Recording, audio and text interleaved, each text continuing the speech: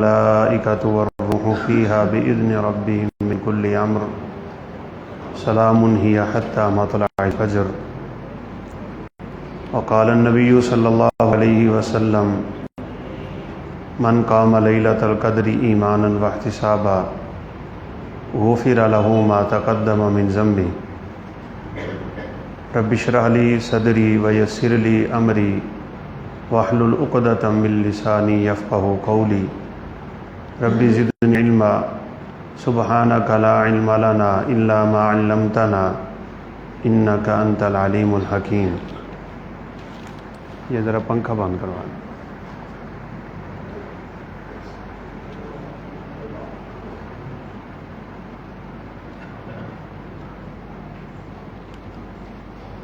رمضان المبارک اپنے اختتام پہ ہے۔ قیمتی گھوڑے وہ ہوتے ہیں جو میدان مارنے کے لیے، اپنا ہدف پانے کے لیے آخری طاقت کا زور لگا کے میدان مار لیتے ہیں۔ پورا رمضان اگر عبادتیں کر کے ہم ڈھیلے ہو گئے اور رمضان کا خاتمہ اچھا نہ ہو تو یہ ہمارے حق میں بہتر نہیں ہے۔ رسول اللہ صلی اللہ علیہ وسلم کا فرمان ہے انما الاعمال بالخواتیم۔ اللہ رب العزت خاتمہ دیکھ کے فیصلہ فرما دے گا۔ ایسی بھی احادیث موجود ہیں، انسان عمل کرتے کرتے جنت سے اتنا قریب ہو جاتا ہے کہ ایک بالشت کا فاصلہ رہ جاتا ہے، اور پھر ایک دم اپنی لائن تبدیل کرتا ہے اور برا عمل کر کے نعوذ باللہ جہنم میں گر جاتا ہے۔ اس لیے تھوڑی سی فکر کی ضرورت ہے۔ 3 دن باقی ہیں۔ سب سے پہلے تو ہمیں یہ دیکھنا ہے کیا میں دلی طور پہ مطمئن ہوں کہ اس رمضان میں میرے گناہ بخش دیے گئے ہیں؟ یہ ہم سب پہ واجب ہے۔ رمضان ختم ہونے سے پہلے اپنی سابقہ زندگی کے گناہوں کو رب سے بخشوانا ہم سب پہ واجب ہے، اور دلیل ہم سب جانتے ہیں۔ آپ صلی اللہ علیہ وسلم نے سیڑھی پہ قدم رکھ کے کیا کہا تھا؟ آمین۔ جمعۃ المبارک کا دن، مسجد نبوی، منبر رسول، جبریل کی بد دعا اور رسول اللہ صلی اللہ علیہ وسلم کی آمین۔ کوئی قبولیت میں شک ہے؟ راغم انف رجل داخل علیہ رمضان ثم انسلخ فلم یغفر لہ۔ وہ شخص خاک آلود ہو جائے، ایک روایت میں ہے تا ہو جائے، ایک روایت میں ہے اللہ کی رحمت سے دور ہو جائے، جس کی زندگی میں رمضان آ کے نکل گیا ہے اور اس نے ابھی اپنی بخشش ہی نہیں کروائی، باقی رہ کیا گیا ہے؟ اگر تو میرا اور آپ کا دل مطمئن ہے نا کہ ہم بخش دیے گئے ہیں، بڑی سعادت کی بات ہے۔ اور اگر دل ہمارا اس پہ مطمئن نہیں ہے تو توبہ کر لیں، ابھی دروازہ کھلا ہے، اور فرشتے کی ندا آ رہی ہے یا باغی الخیر اقبل و یا باغی الشر ادبر۔ او خیر کے طلبگار تو آگے نکل، ابھی موقع ہے، ابھی فرصت ہے، ابھی یہ سعادت کی گھڑیاں باقی ہیں۔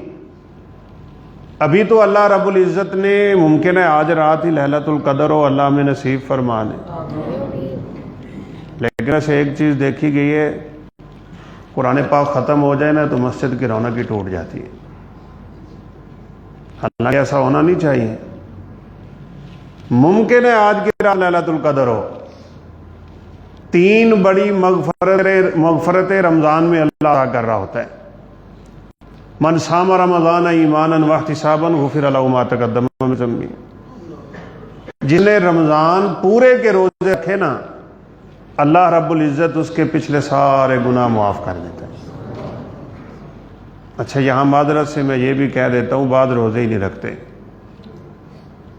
شاید ہم میں سے بھی کچھ بیٹھے ہوں جنہوں نے روزے ہی نہیں رکھے، اتنا کبیرہ اکبر ترین گناہ کر بیٹھے ہے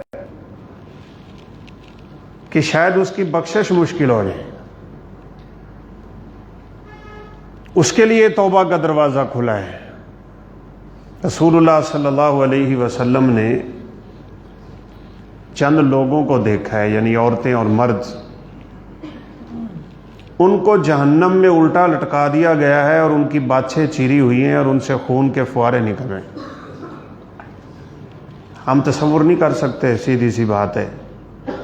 کیوں بھلا؟ جنتی کو اللہ جنت میں جو قد دے گا نا، ہم سب جانتے ہیں کتنا ہوگا، 60 ہاتھ، آدم علیہ السلام کا قد۔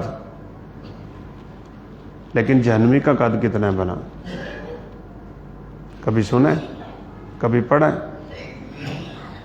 صحیح مسلم کی روایت ہے، یعنی جہنم کو ایندھن چاہیے، جہنم اتنی بڑی ہے نعوذ باللہ۔ آپ صلی اللہ علیہ وسلم نے فرمایا جہنم کو جب لایا جائے گا نا لوگوں کے سامنے، اس کی 70,000 لگامیں ہوں گی، ہر لگام کے ساتھ 70,000 فرشتہ ہوگا۔ کوئی بھائی ضرب دے کے بتا دے گا کتنا ہے فرشتوں کی تعداد؟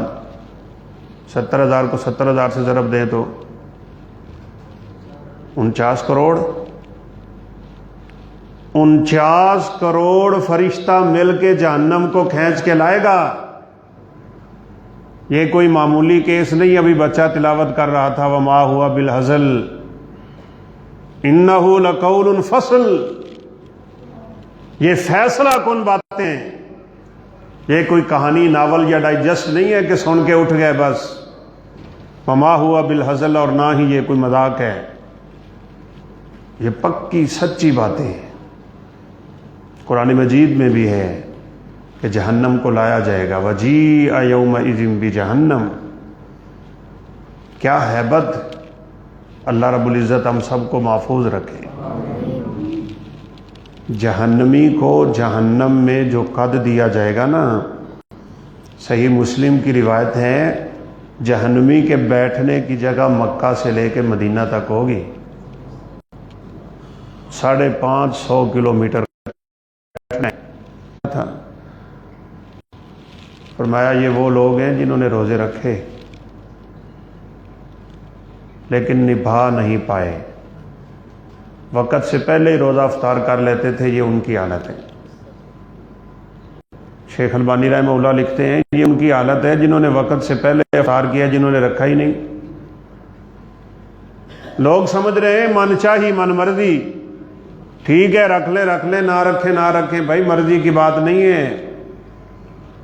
اگر رمضان ہماری مغفرت کا بہانہ نہیں بنا تو کائنات میں کوئی ہمیں بخشوانے والا نہ ہوگا۔ القرآن والصیام یشفعان للعبد یوم القیامہ۔ خوش نصیب ہیں خدا کی قسم وہ لوگ جنہوں نے روزے رکھ لیے، جنہوں نے رات کا قرآن سن لیا۔ فرمایا یہ قرآن اور یہ صیام دونوں اللہ رب العزت کے سامنے آ جائیں۔ روزہ کیا کہے گا؟ یا ربی منعتہ من الطعام والشراب، یا اللہ تیرے بندے کو میں نے دن بھر کھانے ہی نہیں دیا، میں نے اسے کچھ پینے ہی نہیں دیا۔ اور قرآن کہے گا ربی منعتہ من النوم، میں نے اسے رات کو سونے نہیں دیا۔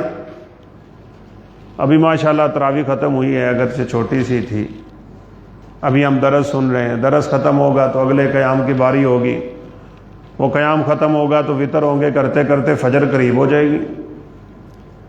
اس ایک رات کی ہی عبادت اللہ قبول کر لینا تو فرمایا من قام لیلۃ القدر ایمانا واحتسابا غفر له ما تقدم من ذنبی، اس اکیلی رات کی عبادت ہی پچھلی ساری زندگی کے گناہوں کی بخشش کا ذریعہ بن جاتی ہے۔ دعا کریں اللہ اسے ہمارے لیے لیلۃ القدر بنا دے۔ اس وقت تو کچھ بھائی بڑے خوش ہو رہے تھے، چنگے ہے جی لیلۃ القدر سعودیہ دے نال رل گئی۔ وہ بھائی نال رلے نہ رلے، لیلۃ القدر ہر جگہ پہ آتی ہے۔ آپ نے فرمایا التمسوها فی العشر الاواخر، آخری عشرے میں آتی ہے۔ رب تعالیٰ نے چھپا اس لیے لی تاکہ ہم 5 راتیں تو عبادت کریں نا. اچھا یہ بڑے خوش نصیب ہے جن کے خیموں سے ابھی میں نکل گیا ہوں. تھکا ہوا تھا تو میں نے کہا یار تھوڑی دیر مجھے لیٹنے کی اجازت دیں. اللہ اکبر. نبی کریم صلی اللہ علیہ وسلم نے فرمایا ان للمساجد اوتادا الملائکۃ جلساؤہم اذا مرضوا عادوا وان كانوا فی حاجۃ اعانوا. کچھ لوگ تو مسجد سے اتنا دل لگا لیتے ہیں کہ وہ مسجدوں کا ستون ہی بن جاتے ہیں. خوش نصیب ہیں کہ نہیں؟ خدا کی قسم کتنے خوش نصیب ہیں. ایک روایت میں ہے کہ ما توطن رجل المسجد الا تبشبش اللہ کما یتبشبش اہل البیت بغائبہم اذا قدم الیہم. بچھڑا ہوا انسان کبھی گھر آ جائے کتنی خوشی ہوگی. اگر کسی کا یہ ہوا ہو مسئلہ، سال بعد بیٹا ہمارا آ رہا ہوتا ہے باہر سے، والد صاحب آ رہے ہوتے ہیں باہر سے، کتنی خوشی ہوتی ہے. یہ عراق کی جنگ میں نا ایک منظر دیکھا ہم نے. ایک نوجوان اپنی والدہ سے بچھڑ گیا اور شاید اکلوتا بیٹا تھا. اب نہ اس کی وفات کی خبر ہے نہ اس کے زندہ ہونے کی خبر. یہ مرحلہ بڑا کٹھن ہوتا ہے والدین کے لیے. وفات کی خبر آئے چلے تسلی ہوگی بیٹا فوت ہو گئے، لیکن نہ اس کے مرنے کا پتہ نہ اس کے جینے کا پتہ. راتیں جاگ جاگ کے ماں گزارتی ہے کہ میرا بیٹا کس حال میں ہوگا اور کس حالت میں ہوگا. ہم جب قرآن پاک حفظ کرتے تھے نا رحمانیہ لاہور میں، کہ سن 92-93 کی بات ہے، تو ہماری کلاس میں ایک چھوٹا سا بچہ تھا ذکاء الرحمان. وہ بیچارہ جمعرات کو گھر جا رہا تھا کہ اغوا ہو گیا. یعنی اس بات کو ابھی کتنے 32 سال ہو گئے. اس کی والدہ اور بہنیں آج تک روتے ہیں. 32 سال ہو گئے ماں کو روتے ہوئے. اس کی وفات کی خبر آ جاتی وہ صبر کر لیتی، لیکن نہ جانے میرا بیٹا کس حال میں ہوگا، بس اسے یہی غم گھائل کر دیتا ہے. اب 17 سال بیت گئے ماں کو بچھڑے ہوئے اور پتہ نہیں میرا بیٹا زندہ ہے کہ نہیں. عراق کے ایک ٹی وی چینل نے بڑا عجیب منظر دکھا دیا. اس ماں کو اسٹوڈیو میں لے آئے اور کہا کہ ماں جی آپ کو آج ہم نے یہاں بلایا اس لیے ہے کہ آپ سے ایک بات کرنی ہے. کہا بیٹا بتاؤ کیا بات ہے. کہا آپ کے بیٹے کا کیا حال ہے. وہ ماں نے تو گویا کہ کہا یہ تم نے مجھ سے کیا سوال کیا ہے، میرے زخموں پہ نمک چھڑکا ہے. میں پہلے اس کی جدائی میں رو رو کے اپنی آنکھیں بہا چکی ہوں، خشک ہو گئی ہیں، تو میرے بیٹے کا مجھے کوئی علم نہیں. کہا کیا آپ کو پتہ ہے کہ آپ کا بیٹا زندہ ہے؟ اس نے کہا نہیں یہ نہیں ہو سکتا. کہا آپ کا بیٹا زندہ ہے. اتنی خوش ہو گئی. کہا آپ کو آپ کے بیٹے کی تصویر دکھائیں؟ اس نے کہا دکھاؤ. سامنے سکرین آن کی اور بچہ عراق کے ایئرپورٹ سے نکل رہا تھا جہاز میں. کہا ماں جی آپ کا بیٹا ہے؟ تو ماں کے یقین مانے جذبات کیا تھے، اس کا بس نہیں چلا کہ سکرین کو گلے سے لگا لیں. وہ بے اختیار سی اٹھنا چاہ رہی تھی کہ میں اس سکرین کو پکڑوں. کہا ماں جی ذرا اپنے جذبات کو قابو میں رکھیے، آج آپ کے بیٹے سے ملاقات ہونے والی ہے. بیٹے کو بھی نہیں بتایا کہ منظر کیا ہے. ایک دم کہا ماں جی واپس دیکھیے گا ذرا، چونکہ وہ ادھر منہ کر کے بیٹھی تھی اینکر کی طرف. ماں نے یوں پلٹ کے دیکھا تو پیچھے بیٹا کھڑا ہے. بیٹے کی نظر ماں پہ پڑی، ماں کی بیٹی نظر ادھر پڑی. خدا کی قسم دونوں اس طرح سرپٹ دوڑے کہ دنیا اور دنیا میں جو کچھ ہے وہ اس سے غافل تھے. ماں کو پتہ نہیں تھا میں اسٹوڈیو میں ہوں، کیمرے لگے ہوئے ہیں. بیٹے کے تو جذبات ہی اور تھے. ماں کے قدموں میں گرا، قدم چوم، ہاتھ چوم، ماتھا چوم، سر چوم. ماں اپنے بیٹے کا چہرہ چوم رہی ہے. نہ جانے کیا منظر تھا، دیکھنے والے رو رہے تھے، کیمرہ مین رو رہا تھا، سب لوگ روئی جا رہے تھے. ایک بچھڑا ہوا جب ملتا ہے نا تو کیا حال ہوتا ہے. اللہ کے پیغمبر نے فرمایا جب کوئی مسجد میں آ کے بیٹھ جائے نا، اللہ رب العزت کو اتنی خوشی ہوتی ہے کہ بچھڑا ہوا گھر میں آئے تو اتنی خوشی گھر والوں کو نہیں ہوتی۔ ہم تو رب کے گھر میں آ گئے، ہم دعا کرتے ہیں یا اللہ ہم سے اتنا خوش ہو کہ آج کی رات ہماری مغفرت کا ذریعہ بنانا۔ وہ ایک حدیث میں ہے نا، ایک شخص اگر صحرا میں جا رہا ہو اور سواری گم ہو گئی، اس کا زیادہ راہ بھی اس سواری پہ ہے، بڑی مشہور حدیث، فی ارض فلاں، عرب کے صحراؤں کو جاننے والے جانتے ہیں، وہاں جو بھٹکا بس وہ گیا، موت ہی اس کے مقدر میں ہوتی ہے۔ تو فرمایا وہ اپنی سواری کو تلاش کرتے کرتے تھک ہار کے گر جائے اور اپنی موت کی تمنا لیے بس آخری سانسیں لینے لگ جائے، اور اس کی آنکھ لگے اور آنکھ کھلے تو سواری سامنے کھڑی ہو اور ساز و سامان سمیت کھڑی ہو، زیادہ راہ اس کے اوپر ہو، کھانا پینا اس کے اوپر ہو، اس کو کتنی خوشی ہوگی؟ صحابہ نے فرمایا اس کی خوشی کی انتہا نہیں رہے گی۔ فرمایا جب تم رب تعالیٰ کے گھر میں آتے ہو تو اللہ رب العزت کو اس سے زیادہ خوشی ہوتی۔ خوش نصیب ہیں ہم۔ اب دیکھیے چند لمحات ہیں، تلک ایام معدودات، اس میں ہمیں کیا کرنا ہے؟ یہ بڑا اہم پوائنٹ ہے۔ 3 طرح کی زکوٰۃ ہم نے ادا کرنی ہے۔ کتنی طرح کی؟ 3 طرح کی زکوٰۃ۔ زکوٰۃ ہوتی 3 طرح کی۔ سب سے پہلی زکوٰۃ ہوتی ہے زکوٰۃ النفس، اپنے دل کی زکوٰۃ۔ دوسری زکوٰۃ ہوتی ہے زکوٰۃ البدن، اپنے پورے وجود کی زکوٰۃ۔ اور تیسری زکوٰۃ ہوتی ہے زکوٰۃ المال، اپنے مال کی زکوٰۃ۔ زکوٰۃ النفس سے شروع کیجئے، اپنے دل کی زکوٰۃ ادا کیجئے۔ ہم سب جانتے ہیں صدقہ آل رسول پہ کیا ہے؟ حرام ہے۔ کیوں بھلا؟ کیوں حرام ہے؟ انما ہی من اوساخ اموال الناس، آپ نے فرمایا یہ میل کچیل ہوتی ہے۔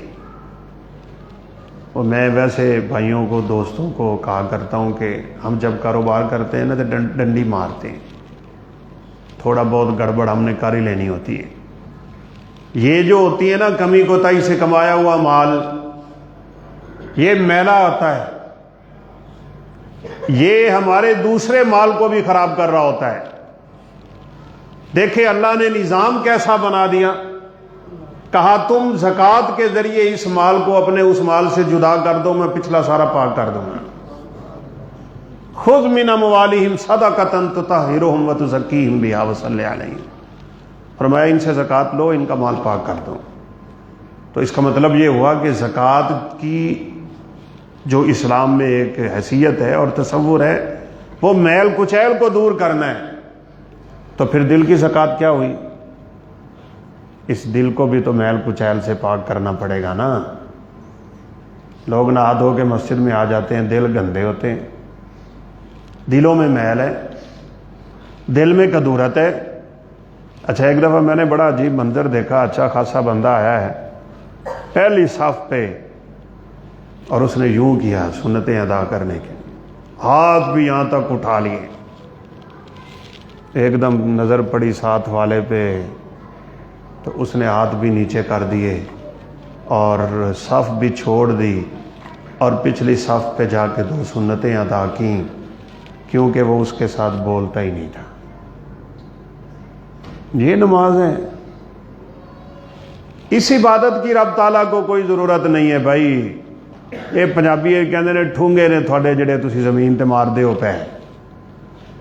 پہلے دل کو پاک کرو، اس سے کدورتیں نکالو، حسد اور بغض اور کینہ اور دشمنیاں جو ہم نے دلوں میں پال رکھی ہوتی ہیں، پہلے ان کو نکالنا پڑتا ہے تبھی باتیں قبول ہوتی ہیں۔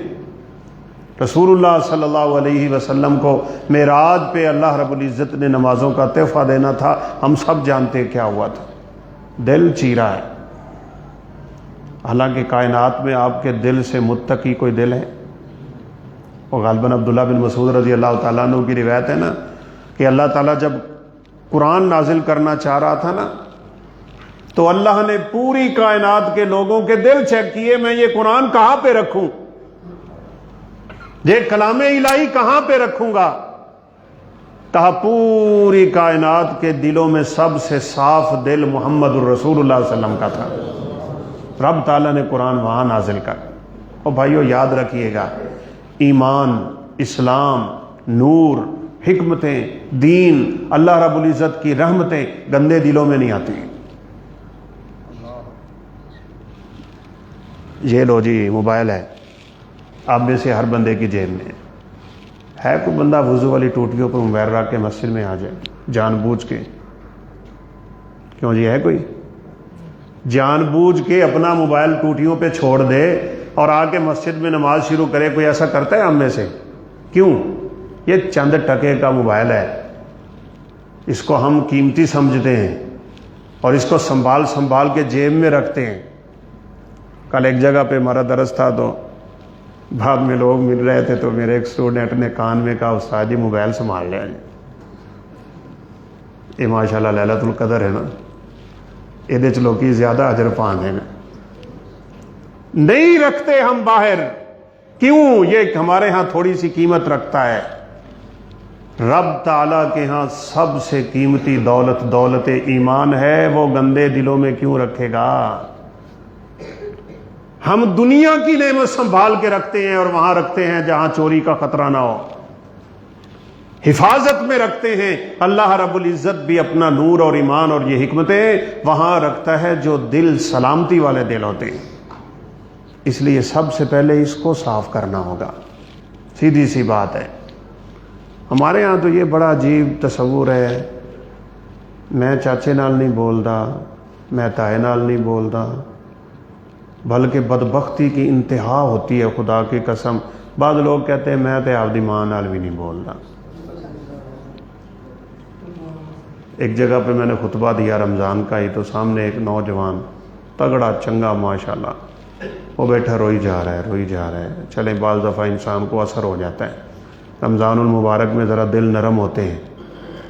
تو میں نکلا مسجد سے تو دوڑ کے آیا، مجھ سے مصافحہ کیا اور کہا قاری صاحب اج تھانوں گواہ بنا کے کہہ رہا جے 3 سال ہو گئے میں کدی ماں نو بلایا ہی نہیں، لیکن اج جمعے دے وچ میں تحیہ کر لیا، ہن میں اٹھ کے جا کے سیدھے ماں دے پیر چوماں گا۔ والدین سے ناراض ہوا بیٹھا ہے، کس لیے؟ یہ دنیا کے چند ٹکوں کی خاطر، یہ تھوڑی سی زمین کی خاطر، یہ کسی رشتے اور ناطے کی وجہ سے ہم ناراضگیاں پال بیٹھتے ہیں، یہ دنیا کے دھندوں کی خاطر ہم دل میلا کر لیتے ہیں۔ قد افلح من زکاہا وقد خاب من دساہا، فرمایا کامیاب وہی ہوگا جس نے اپنے دل کی زکوٰۃ ادا کر لی۔ آج ہی نکال لیں، آج تہیہ کر لیں، میں نے اپنے دل میں اس طرح کی کوئی چیز نہیں پالنی کہ جس سے میرا دل میلا ہوتا ہو۔ ہمارے ہاں بہت عجیب مسائل ہیں خدا کی قسم رشتہ داروں کے آپس میں، اور یہ شروع ہوتے ہیں رشتوں سے۔ سیدھی سی بات ہے، رشتوں سے بات شروع ہوتی ہے اور ناراضگیاں اتنی طول پکڑ جاتی ہیں کہ بس کہنے جی ساڈی مویاں جیندیاں دی بس ہو گئی، اسی نہیں جانا انہوں کول، بس ہو گئی ساڈی۔ جب بعض دفعہ اتنے گھٹیا سے اسباب بیان کرتے ہیں، یار تو کیوں لڑے آمدے چاچے نہ، وہ مینوں انہیں شادی کارڈ ہی نہیں بھیجیا، اسی ایڈے ہی پیچھے رہ گئے ہیں رشتہ داراں تو، سانوں انہیں شادی کارڈ ہی نہیں بھیجیا۔ بھائی کیا ہم لوگ کرتے ہیں یار، ہمارے دل کیسے عجیب ہیں خدا کی قسم۔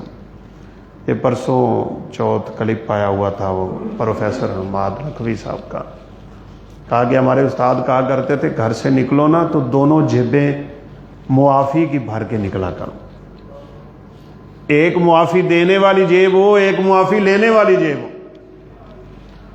غلطی ہو جلدی سے معافی مانگ لیں، اور آپ کے ساتھ کسی نے زیادتی کر دی تو جلدی سے معافی تقسیم کر دیں، دیکھو پھر رب تمہارا تمہیں معاف کیسے کرتا ہے۔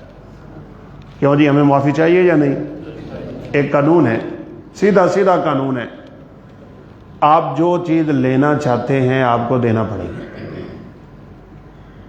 جب یہ مثال مشہور ہے نا، پیسے نو پیسہ کھچتا ہے، پیسہ لاؤ گے تو پیسہ آئے گا نا، عزت دو گے تو عزت آئے گی نا، کسی کو سکون دو گے تو سکون آئے گا نا۔ کسی کی طرف نظر رحمت سے دیکھو گے تو وہ دیکھے گا نا، رشتے نبھاؤ گے تو نبھائے جائیں گے نا، اچھے بنو گے تو اچھائی آئے گی نا۔ یہ تو دنیا اور آخرت کا قانون ہے بھائی، سیدھا سیدھا۔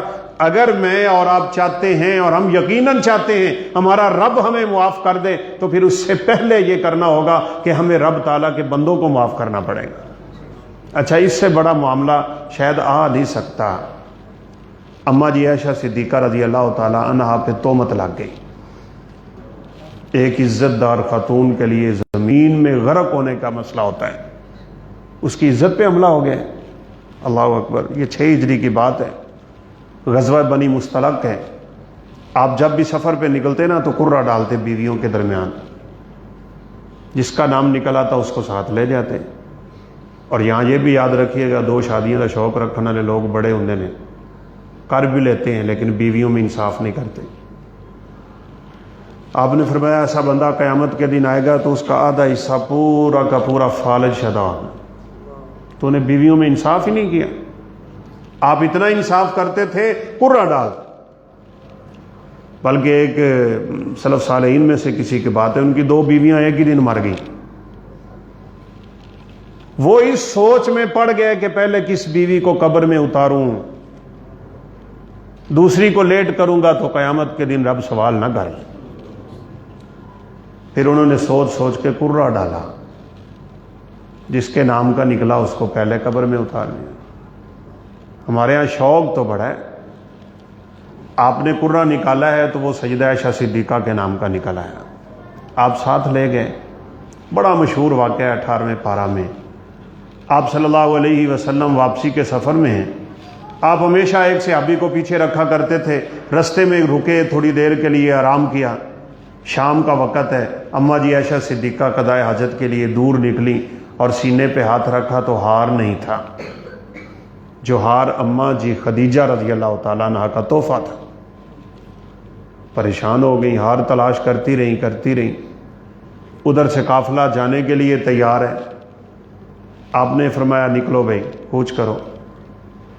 وہ لوگوں نے ڈولی اٹھائی، اونٹ کے اوپر رکھی، وہ بڑی بھاری ڈولی ہوا کرتی تھی۔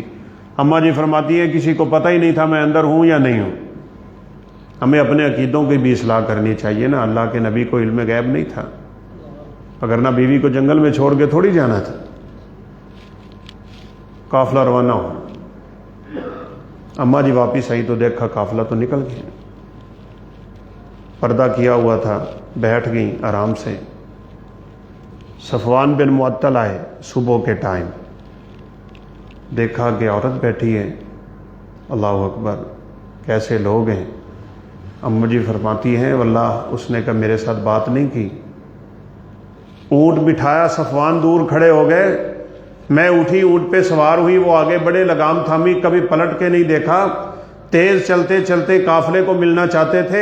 جب ہم قافلے کو پہنچے ہیں تو دوپہر کا وقت ہے، لوگ آرام کر رہے ہیں۔ کہا میرے وہم و گمان میں نہیں تھا کہ یہ کام ہو جائے گا۔ منافقوں کا سردار عبداللہ بن ابی منافق کہنے لگا یہ دیکھو نعوذ باللہ عائشہ کا اس کے ساتھ برا تعلق ہے۔ 4 بندے پٹے نے انہیں نال، 3 بندے اور تیار کر لیں۔ حسان بن ثابت، اللہ اکبر، مداح رسول، جو اللہ کے ایک پیغمبر کی شان میں نعتیں پڑھا کرتے تھے، انہوں نے بھی گلاں چھپا لیا، آ جاؤ۔ ہمارے ہاں یہ خدا کی قسم بڑی بیماری ہے، باتوں میں پتہ نہیں ہم کیا سے کیا کہہ جاتے ہیں اور نہ جانے کیا سے کیا ہم کر جاتے ہیں۔ وہ بھی آ گئے باتوں میں، مصطح بن اساسہ تھے، ان کو بھی ساتھ شامل کر لیا، کہا دیکھ لو بھائی آ رہی ہے۔ حمنہ بنت جہش کو بھی ساتھ شامل کر لیا، گواہیاں بھی 4 ہو گئیں۔ اللہ اکبر۔ اگر مائیں بہنیں بیٹیاں میرا درس سن رہی ہیں، پورے مدینے میں خبر پھیل گئی، پورے مدینہ میں طوفان مچ گیا تھا کہ نبی کی بیوی اس کام میں مبتلا ہو گئی۔ اور عجیب ترین بات یہ ہے کہ سیدہ عائشہ صدیقہ کو پتہ بھی نہیں تھا۔ 2 عورتیں بیٹھی ہوں نا، خود بیٹھی وہ اگلی پچھلی ساری کر کے اٹھتی ہیں، جھوٹی باتیں، جھوٹی خبریں، طرح طرح کی غیبتیں، حسد اور بغض کی باتیں، چگلیاں کرنا، ایک دوسرے کو ایسے کان بھرنا، نعوذ باللہ من ذالک، کہ بیوی گھر جا کے خامن سے لڑنے کے لیے تیار ہو جاتی ہے۔ ان عادتوں سے توبہ کریں، اس کو دل سے نکالیں۔ مدینے میں خبریں پھیلی ہوئی ہیں، اماں جی عائشہ کو پتہ ہی نہیں۔ اور بات سنیے، قضاء حاجت کے لیے نکلی اور ان کے ساتھ مصطح بن اساسہ رضی اللہ تعالیٰ عنہ کی والدہ تھی۔ چلتے چلتے مصطح کی والدہ کو ٹھوکر لگی، وہ نیچے گرنے لگی نا، تو زبان سے کہا تعیسا مصطح، او مصطح تو برباد ہو جاویں۔ ماں جی نے سنا لیکن چپ کر گئی کہ یہ ماجرا کیا ہے، قصہ کیا ہے۔ گری اماں خود ہے اور بد دعائیں اپنے بیٹے کو دے رہی ہے۔ بیٹے بھی بیٹھے ہیں، باپ بھی بیٹھے ہیں، کان کھول کے سن لیجئے گا۔ والدین کے برے اعمال اولاد کو تباہ کر دیتے ہیں اور اولادوں کے برے اعمال والدین کو تباہ کر دیتے ہیں۔ مصطح کی والدہ سمجھ رہی تھی کہ یہ ٹھوکریں کیوں لگ رہی ہیں، میرا بیٹا کائنات کی طاہرہ مطہرہ پہ الزام لگا بیٹھا ہے، لیکن اماں جی عائشہ کو پتہ نہیں۔ ایسی ہوتی ہیں پاک دامن اور صاف سیرت کی عورتیں، پوچھا بھی نہیں کیا ہوا ہے، ہم ٹو میں لگے ہوتے ہیں، کیوں ہے، کن نے کیتا ہے، نال چار گلاں اور سنیں مزے دیاں۔ وہ ہم مولانا معین الدین لکھوی تھے، یا معین الدین لکھوی رحمۃ اللہ علیہ، ان کی بات سنایا کرتے ہیں لوگوں کو۔ وہ کسی نے کہا جو تھانوں گالاں دیندا پیا سی، انہوں نے کہا کی، کہنے وہ تھانوں گالاں دیندا سی، انہوں نے کہا میں نہیں لیندا، میں لیندا ہی نہیں گالاں، تو آپ دے کول رکھ۔ یہ کیسی ذمہ داری نبھاتے ہیں لوگ۔ او جی تھوڑے بارے ہے گلاں کر رہے سی، کسی سیانے کو کسی نے کہا نا وہ تھوڑے بارے بڑیاں پیڑیاں گلاں کیتیاں، انہوں نے کہا بڑا افسوس ہے یار تجھ پہ، جو تیر اس نے مجھے مارے، جو نشتر مارے، وہ مجھے نہیں لگے تھے، اب وہی اٹھا اٹھا کے تو مجھے مار رہا ہے۔ کوئی فائدہ ہے ان طرح کی باتیں کرنے کا؟ دوبارہ سے جب ٹھوکر لگی ہے نا تو پھر کہا تعیسا مصطح، تو پھر اماں جی عائشہ نے پوچھا تھا، کہا ام مصطح تجھے خیر تو ہے، گرتی خود ہے، بد دعائیں بیٹے کو دیتی ہے۔ کہا عائشہ تجھے کیا بتاؤں، بتانے کو دل نہیں کر رہا، تجھ پہ زنا کی تہمت ہے اور تہمت لگانے والوں میں میرا بیٹا بھی ہے، اس کے اس گناہ کی وجہ سے میں یہاں ٹھوکریں کھا رہی ہوں۔ بس سیدہ عائشہ صدیقہ کو وہیں پہ بخار ہو گیا، کہتی اب مجھے پتہ چلا ہے میرے پیغمبر اور میرے سرتاج رسول کے مجھ سے کیوں تیور بدل گئے ہیں۔ پہنچی اور جا کے کہا مجھے اجازت دے، میں اپنے گھر جانا چاہتی ہوں۔ آپ صلی اللہ علیہ وسلم نے فرمایا چلی جاؤ۔ آپ کبھی تو عمر فاروق سے مشورہ کر رہے ہیں، علی المرتضیٰ سے مشورے ہو رہے ہیں، صحابہ سے مشورے ہو رہے ہیں، بتاؤ میں اپنی بیوی کو رکھوں کہ چھوڑ دوں؟ اس سے بڑا کٹھن سا مسئلہ کبھی میرا خیال ہماری زندگی میں تو اس کا تصور ہی نہیں ہے بھائی۔ آپ مشورے کرتے پھرتے ہیں، کوئی کیا مشورہ دے رہا ہے، کوئی کیا مشورہ دے رہا ہے۔ 1 مہینہ کے قریب کا عرصہ یوں گزرا ہے، ماں جی عائشہ اپنے گھر میں رو رہی ہیں، رو رو کے بدن اتنا کمزور ہوا تھا کہ جیسے چارپائی کے ساتھ چارپائی بندہ بن جاتا ہے۔ کہتی ہیں کہ میں تصور ضرور کیا کرتی تھی کہ کبھی تو اللہ میرے نبی کو خواب دکھا دے گا کہ عائشہ سچی ہیں، بس میں اسی تصور میں تھی کہ میرے دروازے پہ دستک ہوگی، کہ خواب آ گیا۔ دروازہ کھلا تو آپ صلی اللہ علیہ وسلم تشریف لائے تو فرمایا میرے لیے زمین پھٹنے کا موقع تھا، آپ نے گھر میں داخل ہوتے ہی کہا عائشہ گناہ کر بیٹھی ہے تو مجھے بتا دے، میں تیرے لیے بخشش مانگ لیتا ہوں رب سے۔ چہرہ بدلا، کہا انما اشکو بسی وحزنی اللہ، میں نہ سمجھتی تھی کہ آپ بھی ان لوگوں کی باتوں میں آ جائیں گے، زندگی گزار رہے تھے آپ میرے ساتھ، اگر میں کہہ دوں کہ میں اس گناہ میں لتھڑ چکی آپ سب مان لیں گے، اگر میں انکار کروں تو تمہارا ماننے نہیں کرے گا، اب اس مصیبت سے اگر مجھے بچا سکتا ہے تو میرا خدا بچائے گا۔ میں وہی پڑھوں گی جو یوسف علیہ السلام کی جدائی پہ یعقوب پڑھا کرتے تھے، انما اشکو بثی وحزنی الی اللہ۔ آپ خاموشی سے بیٹھ گئے، کہا امی بتائیں نا میرے بارے میں میرے خامند کو۔ کہا بیٹا میں کیا بتا سکتی ہوں، ابو جی آپ بات کریں۔ اور میں بیٹا میں کوئی بات نہیں کر سکتا۔ بیٹھے پریشان، کہتی ہے میں نے آنکھ بچا کے دیکھا نا تو اللہ کے نبی کا چہرہ بدل رہا ہے، پسینہ شروع ہو رہا ہے۔ اللہ اکبر۔ عائشہ فرماتی ہیں میں تو اللہ کی عاجز سی بندی تھی، مجھے تو یہ گمان بھی نہیں تھا، میرے دل میں تو خیال تھا کہ آپ کو خواب آئے گا، مجھے کیا پتا اللہ میری شان میں قرآن نازل کرنے لگا ہے۔ آپ کا چہرہ کھلا، وحی کے آثار ہٹے، فرمایا عائشہ خوش ہو جا، اللہ رب العزت نے تیری شان میں 10 آیتیں نازل کر دی۔ الطیبات للطیبین والطیبون للطیبات اولئک مبرؤون مما یقولون۔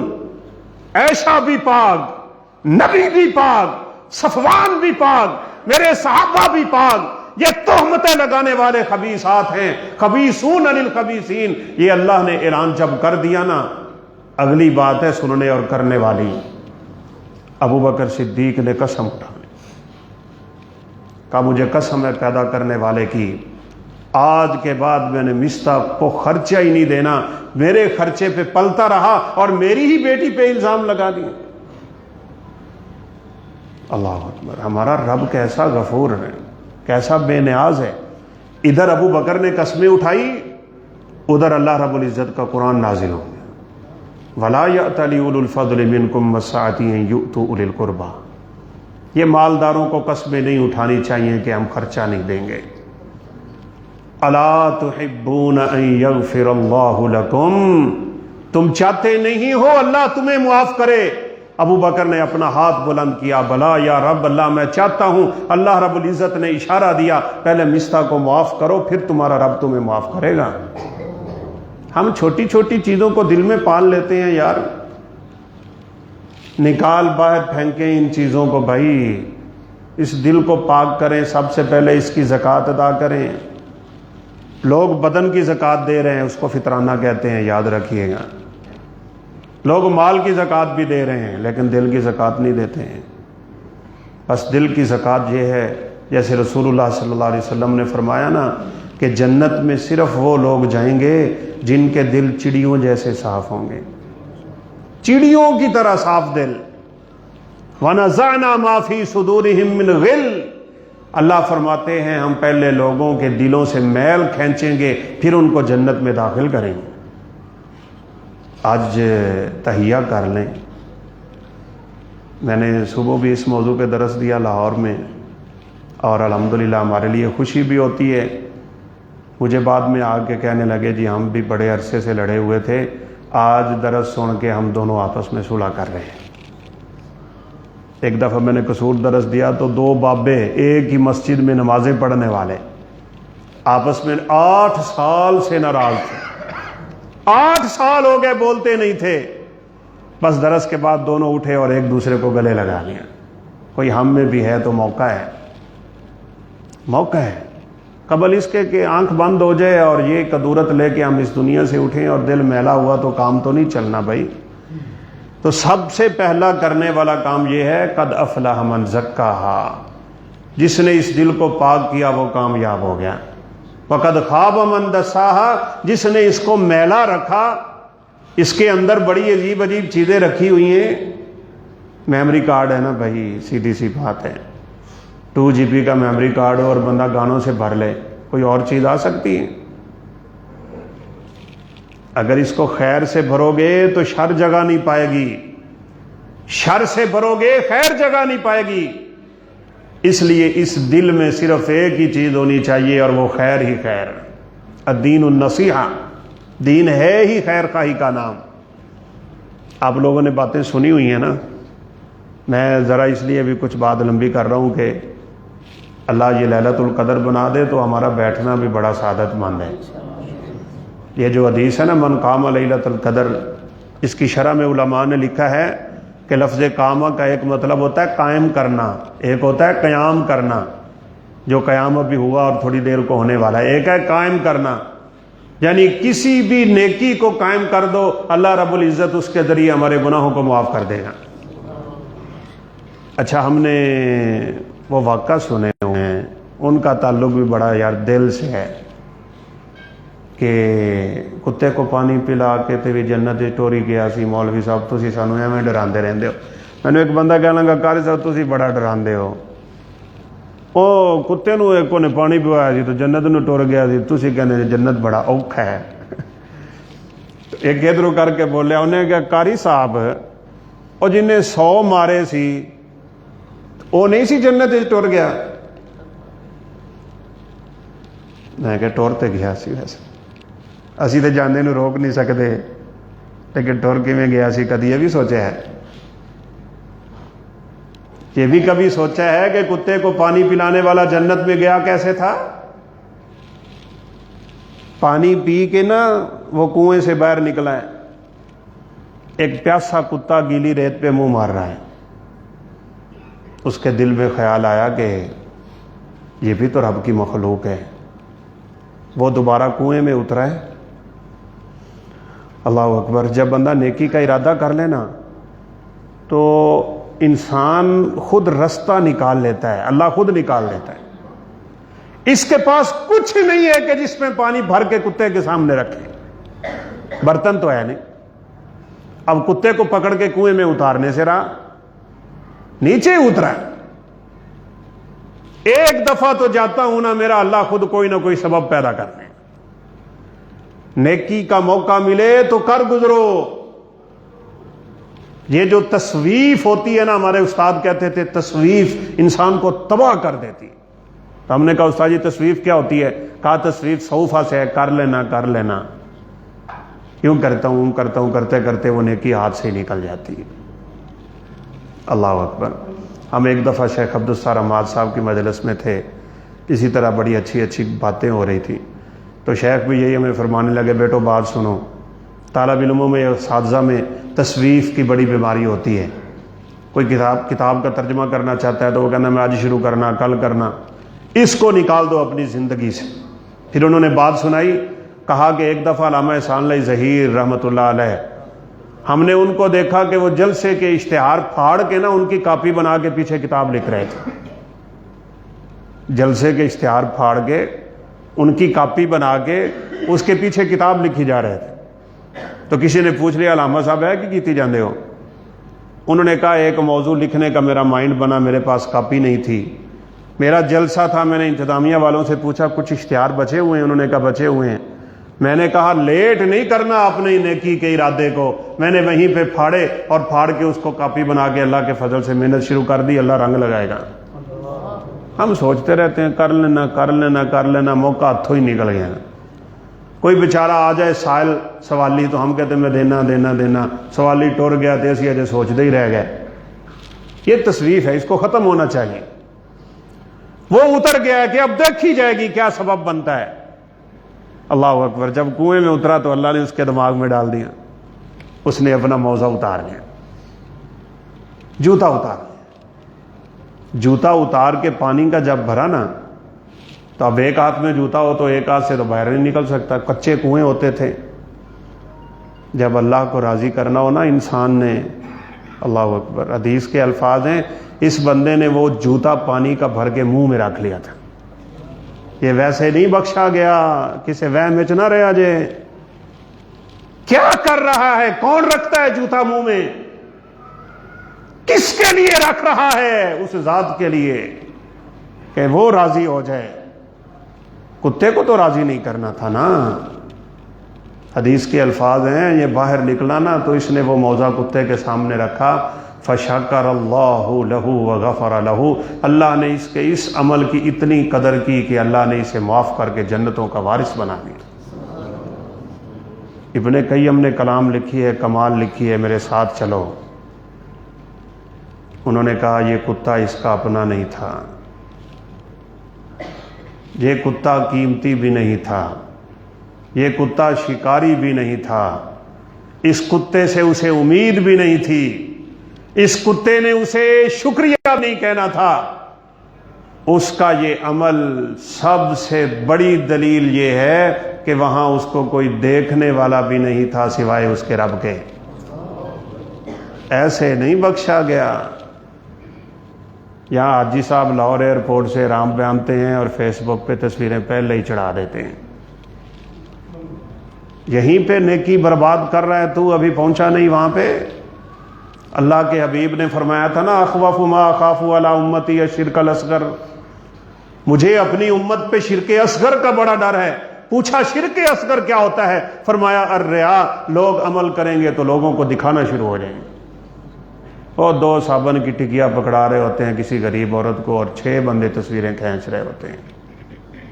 او بھائیو، او میرے بزرگوں، او میرے ساتھیوں، او میرے دوستوں، میری ماؤں، میری بہنوں، میری بیٹیوں، میرے ان چند کلمات سے ایک نقطہ لکھ لو، یاد کر لو، اپنی زندگی میں اتار لو، لے جاؤ.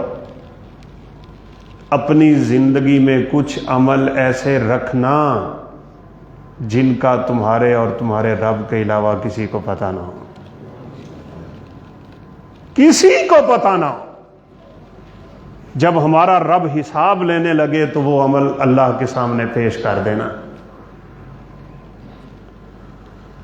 سیدنا بلال حبشی رضی اللہ تعالیٰ عنہ، ایک دن عمر فاروق کہنے لگے بلال، تیرے نیچے جو آگ کے انگارے رکھے جاتے تھے وہ کیسے بجھتے تھے؟ کہا امیر المومنین میرے خون سے بجھتے تھے. کہا یار پھر ایسا کر تو اپنی کمر سے کپڑا ہٹا، مجھے اپنی کمر تو دکھا. بلال کہنے لگے امیر المومنین خدا کا واسطہ میری کمر نہ دیکھیں. میں نے جو کچھ سہا ہے نا اس رب کے لیے، میں نے آج تک یہ کمر کسی کو نہیں دکھائی. آپ میرے امیر ہیں، آپ میرے خلیفہ ہیں، آپ کا حکم ماننا مجھ پہ واجب ہے، لیکن میری عرض ہے اس قمیض سے کپڑا نہ اٹھائیں، یہ قمیض قیامت کے دن رب کے سامنے اٹھے گی. کہانی میرا اصرار ہے. کہا امیر المومنین میری اتنی عرض مان لیں، چلے میری قمیض میں ہاتھ ڈال کے چیک کر لیں، اٹھائیں نا، دیکھیں نا. امیر خلیفہ مسلمین، جرری اور بہادر انسان بلال کی قمیض میں ہاتھ ڈالا نا تو چیخ مار کے ہاتھ باہر نکالا. کہو بلال تیری کمر میں گوشت ہی نہیں ہے، ہڈیاں ہی ہڈیاں. کہا جس رب کے لیے یہ قربانیاں دی ہیں نا، میں جب اس کے سامنے جاؤں گا تو پتہ چلے گا وہ مجھے کیا دیتا ہے. ایویں نہیں بلال دنیا میں چلتا تھا تو اس کے قدموں کی آواز جنت میں آتی تھی. بھائیو ہمیں کچھ سوچ چاہیے. یہ رسمی تقریریں کرنا اور سننا اور سن کے اٹھ جانا، نہ ایسا نہ کریں. نہ میں کوئی خطیب ہوں اور نہ کوئی خطابت کا مجھے ول ہے، سیدھی سی بات ہے. لیکن یہ باتیں یاد کریں، کچھ ایسا رکھیں اپنی زندگی میں جس میں اتنا خلوص ہو، اتنا خلوص ہو کہ کبھی اس عمل کا رب کو واسطہ دے تو وہ مصیبتیں ہماری دور کر. تو صحیح بخاری کا کتنا مشہور واقعہ ہے. 3 بندے جو غار میں پھنسے تھے، ہم نے بچپن میں اسلام یاد کی کتابوں میں پڑھا تھا، اب تو ہمارے نصاب ہی تباہ ہو گئے.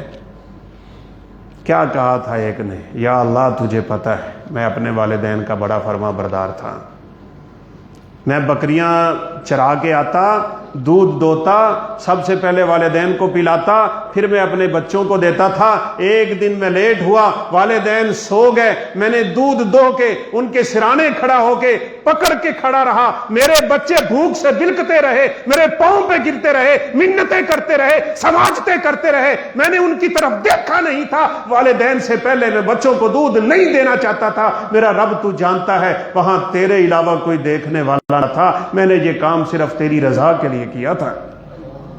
والدین کو بھی پتہ نہیں تھا. اور بھائی کبھی گرمی کے موسم میں تیرا والد سویا ہو نا اور لائٹ چلی جائے تو ہاتھ میں پنکھا پکڑ، اس کی آنکھ کھلے گی نا اور تیرا یہ عمل اس کو نظر آئے گا تو یہاں سے دعا نکلے گی اور یہاں سے نکلی ہوئی اثر رکھتی ہے. دل سے نکلی ہوئی بات اثر رکھتی ہے. پر تو نہیں طاقت پرواز مگر رکھتی ہے. دعائیں لو لوگوں سے، دل سے نکلیں گی ان سے دعائیں. ہم لوگوں نے میرے واسطے دعا کری، انہیں کہ دعا کروائی دی نہیں ہوں، دعاواں لئی دیاں نے. کم ایسے کرنا کہ اگلے بندے دے دل تو دعا نکلے. ایسے رہا کرو کہ کریں لوگ آرزو، ایسی چلن چلو کہ زمانہ مثال. اللہ رب العزت کو جب اس اللہ کے بندے نے اپنے اس عمل کا واسطہ دیا تھا نا، تو رسول اللہ صلی اللہ علیہ وسلم نے فرمایا اللہ رب العزت کے حکم سے پتھر لڑک کے ادھر ہو گیا تھا. تینوں نے کہا تھا لے جائیں کوئی ایسا عمل. اور یقین مانیے گا صحابہ کرام رضوان اللہ علیہم اجمعین، ان کی زندگیوں کا مطالعہ کر کے ہمیں یہ بات بڑی خوبصورتی سے نظر آتی ہے کہ ان کے پاس ایسے اعمال تھے، ایسا اخلاص تھا، ایسی للہیت تھی، اتنا دل صاف تھا، اتنا دل پاک تھا، اتنے دنیا سے مٹے ہوئے تھے، اتنا لوگوں کو معاف کرنے والے تھے. ان کی زندگیاں پڑھیں، کسی کو 4 سال، کسی کو 3، کسی کو 2، کسی کو 1، کسی کو کچھ بھی نہیں ملا، اور پھر بھی اللہ رب العزت کی جنتوں کے وارث بنے ہوئے. اور یار ہم تو پیدا اسلام میں ہوئے ہیں. کسی دی عمر 80 سال ہے، کسی دی 90 سال ہے. ہمارے اسلام کا کیا حال ہے؟ ہماری توحید کا کیا حال ہے؟ ہمارے اعمال کا کیا حال ہے؟ ہمارے اخلاق کا کیا حال ہے؟ ہم کب پکے مسلمان بنیں گے بھائی؟ سیدنا سعد بن معاذ رضی اللہ تعالیٰ عنہ 4 سال، کتنا ٹائم ملا اسلام میں؟ صرف 4 سال. کیا کیا ہوگا یار؟ اللہ کے پیغمبر نے فرمایا جس دن سعد کی وفات ہوئی تھی نا، تو سعد کی روح اس کے رب کی طرف جانے والی تھی، تو سعد کو ملنے کے لیے اور سعد کی محبت میں اللہ کا عرش بھی ہلتا رہا. اہتز عرش الرحمن لموت سعد. او سعد تو کیا کر گیا 4 سال میں؟ چلیں وہ 4 سال ہیں. سیدنا جابر رضی اللہ تعالیٰ عنہ کے والد کو 3 سال ملے ہیں یار، صرف 3 سال. میدان احد کا تھا، رات کو بیٹے کو بلا لیا، جابر ادھر آؤ بیٹا، سن کل کا پہلا شہید میں ہوں، مجھے اپنے رب سے پوری امید ہے کل شہادت کا پہلا تغمہ میرے سر پہ میرا رب رکھ دے گا. یہ تیری 9 بہنیں ہیں، ان کا خیال رکھنا، اور میں قرضوں میں ڈوبا ہوا انسان ہوں، میرے سارے قرضے بھی تو نے اتارنے. قرضہ کیا تھا جابر کے والد پہ؟ اللہ اکبر. لوگ امانتیں رکھتے تھے، جابر کے باپ صدقہ کر دیتے. قرضہ بھی کتنا خوبصورت ہے. کہا بیٹا تو نہیں اتارنا ہے، اور تو ہے نہیں میرا جہاں میں کوئی. اچھا رب کا کرنا دیکھیں، واقعتاً سیدنا عبداللہ میدان احد کے پہلے شہید تھے. جابر کے سر پہ بھار آن پڑا، ایک پہاڑوں جیسے قرضے، 9 بہنوں کا ساتھ، اور سب سے بڑی بات اپنے باپ کی جدائی کا غم. اللہ کے حبیب تشریف لائے، آپ بھی زخمی ہوئے تھے، 70 صحابہ بھی شہید ہو گئے تھے. میدان بڑا عجیب تھا یہ جنگ کا. رآ جابرن منکسرن، راوی حدیث کہتے ہیں اللہ کے حبیب نے جابر کو دیکھا کہ سر جھکا کے بیٹھے ہیں، روئی جا رہے ہیں، پریشان حال ہے. آپ نے پوچھا جابر آخر کیا ہو گیا ہے؟ کہا اللہ کے حبیب جانتے ہیں قرضے میرے اوپر بڑے چڑھ گئے، 9 بہنوں کا ساتھ بھی نبھانا ہے، اور سب سے بڑا غم یہ ہے کہ باپ کی جدائی. فرمایا جابر سن، تیرے باپ کی شہادت، تیرے باپ کو اللہ نے وہ مقام دیا ہے جب سے دنیا بنی ہے اللہ نے کسی نبی سے، کسی رسول سے، کسی مقرب سے، کسی فرشتے سے، کسی سے براہ راست بات نہیں کی. جس سے باتیں کی ہیں پردوں میں کی ہیں. رات کو اللہ نے مجھے دکھایا ہے کہ اللہ تیرے باپ سے پردے ہٹا کے بات کر رہا تھا. 3 سال کیا کیا ہوگا اس اللہ کے بندے نے. ہم کب اپنے اندر اسلام کی اس طرح کی خوبصورتیاں پیدا کریں گے؟ 2 سال سیدنا حارثہ بن نعمان کو ملے رضی اللہ تعالیٰ عنہ، ماں کا لاڈلا اور شاید اکلوتا بیٹا ہوں. आंखों की ठंडक और फरमा बरदार। मेरी दुआ है कि अल्लाह जिनको औलादें दी हैं वालिदैन की आंखों की ठंडक बना दे, वालिदैन के लिए सदका जारिया बना दे। ये नेमतें वालिदैन से बढ़ के कायनात में कोई नेमत नहीं। जो कहते हैं नेकी का काम करो, उनको दिल से दुआएं, दिल से। अल्लाह अकबर। शहीद हो गए, माँ दौड़ के आई, कहा अल्लाह के हबीब आपको पता है हारसा का मेरे यहाँ मुकाम क्या था, मेरी हारसा से मोहब्बत कितनी थी। अगर तो जन्नत में चला गया है तो मैं सब्र करती हूँ, और अगर उसे जन्नत नहीं मिली तो आप मुझे बता दें, मैं फिर रो धो के अपना गम तो हल्का कर लूँ। 2 साल का दौरानिया, 2 साल का इस्लाम। बाद साहबा से उम्रें पूछी जाती तो वो कहते थे मेरी उम्र 2 साल है। किसी ने कहा 2 साल, 40 साल के लगते हो, 50 साल, 2 साल कैसे? कहा कलमा पढ़े हुए तो 2 साल हुए ना। असल इस्लाम, असल ईमान और असल जिंदगी तो यही है। उम्मे हारिसा ने कहा सब्र तो कर लूं अगर जन्नती है, नहीं तो अपना रो के गम हल्का करना चाहती हूं। फरमाया वही हक या उम्म हारिसा, ओ हारिसा की माँ तुझ पे बड़ा अफसोस, क्या वहां कोई एक जन्नत है? इन्नहा जिनानुन कसीरा, ओए अल्लाह ने बड़ी जन्नतें बना छोड़ी हैं। सबसे आला जन्नत जिसका हमें कहा गया है जब रब से सवाल करो तो जन्नतुल फिरदौस का सवाल किया करो। यहां रब का अर्श है, नीचे से जन्नत की नहरें बहती हैं। फरमाया उम्मे हारिसा मैंने रात को तेरे बेटे को जन्नतुल फिरदौस में देखा है। आप गुजरे, कुरान की तिलावत की आवाज जन्नत से आ रही थी। आपने फरमाया हा कजल बिर, हा कजल बिर, हा कजल बिर। ओ लोगों सुनो, ये हारसा बिन नोमान कुरान पढ़ रहा है, और कुरान जन्नत में इसलिए पढ़ रहा है कि अपनी मां की फरमा बरदारी बड़ी किया करता था। हमारी भी माएँ हैं ना, चले मेरी तो अल्लाह ने बुला ली, अल्लाह उसको जन्नतुल फिरदौस के आला तरीन मुकाम नसीब फरमा। जिनकी हैं खिदमतें कर लो, जिनके वालिदैन जिंदा हैं खिदमतें कर लो, जिनके कदमों तले जन्नत है। बाप तो जन्नत का दरमियाना दरवाज़ा है।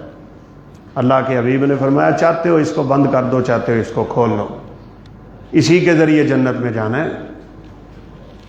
हारिसा को 2 साल मिले हैं और जन्नत में बैठ के कुरान की तिलावत करना। और हाँ, ये बात भी याद रखिएगा, जन्नत में नमाज नहीं है, रोज़ा नहीं है, यहाँ रख लो जो रखने हैं। तिलावत ऐसा अमल है जो हम दुनिया में भी करेंगे और रब की जन्नत में भी करेंगे। हाफ़िज़े कुरान को कहा जाएगा ना इकरा वर्तकी वरत्तिल कमा कुंता तुरत्तिलु फी दुनिया फ़इन्न मंज़िलतक इंद आखिरी आयतिन तक़रऊहा। लोग अपने पसीनों में शराबूर परेशान खड़े होंगे, अल्लाह हाफ़िज़े कुरान को बुला के फरमाएंगे तू ऐसा कर, कुरान पढ़ जैसे दुनिया में ठहर ठहर के सुकून से, इत्मीनान से, तजवीद से, तरतील से पढ़ा करता था। अलहम्दु की अलिफ से शुरू हो जा व नाज की सीन तक चल, जहाँ नाज की सीन आएगी सारी जन्नत तेरे नाम कर लेना।